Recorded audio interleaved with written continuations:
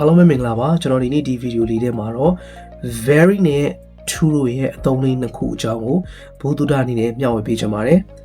ဟုတ်ပါတယ်ဒီစကားလုံးလေးနှလုံးကတာမန်အားဖြင့်ကြည့်မယ်ဆိုလို့ရှိရင်အတိတ်ပဲအတူတူပဲလို့ကျွန်တော်တို့ယူဆလို့ရနိုင်တယ်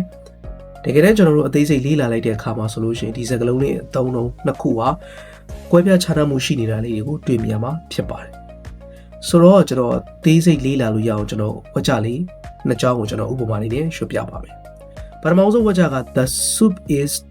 very hot ဟုတ်ပါတယ်ဆိုတော့ကျွန်တော်ဒီနေရာမှာ very hot လို့သုံးသွားပါတယ်နောက်ဝါကြလေးတစ်ကြောင်းကိုကျွန်တော်ကြည့်ကြည့်အောင် the soup is too hot ဆိုတော့ဒီဝါကြမှာဆိုလို့ရှိရင်ကျွန်တော်အနေနဲ့က too hot လို့သုံးသွားတာကိုတွေ့မြင်မှာဖြစ်ပါတယ်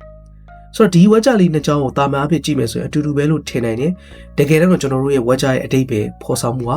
လုံးဝမတူကွဲပြားမှုရှိပါတယ်ဘလို့ကွဲပြားတာလဲ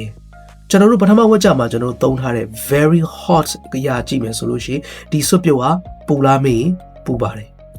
ဒါပေမဲ့ဘလို့ပူတာလဲမေးလို့ရှိရင်ကျွန်တော်တို့ view design တောက်မယ်ဆိုလို့ရှိရင်ရနိုင်လောက်တဲ့အခြေအနေတစ်ခုမျိုးဖြစ်ပြီးတော့မှ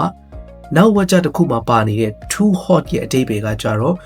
ကြွဆူနေတဲ့စွပ်ပြုတ်တစ်ခုအနေနဲ့ကျွန်တော်တွေ့မြင်မှာဖြစ်ပါတယ်ဒါကြောင့်မလို့ကျွန်တော်တို့ဒီနေရာမှာ too နဲ့ပတ်သက်ပြီးတွဲသုံးမယ်ဆိုလို့ရှိရင်တော့ကျွန်တော်တို့ကဘာဖြစ်သွားလဲဆိုလို့ရှိရင် negative sense လို့ခေါ်တဲ့အတိတ်ပဲဘက်ကိုတက်ရောက်သွားတာမျိုးတွေ့မြင်မှာဖြစ်ပါတယ်ဆိုတော့ဒါလေးကတော့ကျွန်တော်တို့ very နဲ့ too ရဲ့ကွာခြားချက်လေးတစ်ခုပဲဖြစ်ပါတယ်ဟုတ်ကဲ့ပါဒီဗီဒီယိုလေးရဲ့အသေးအကျိုးတစ်ခုတစ်စုံတရာရရှိမယ်လို့ကျွန်တော်အနေနဲ့မျှော်လင့်ပါတယ်နောက်ဗီဒီယိုဒီမှာကျွန်တော်တို့အတူတူပြန်လည်ဆုံတွေ့ကြပါစို့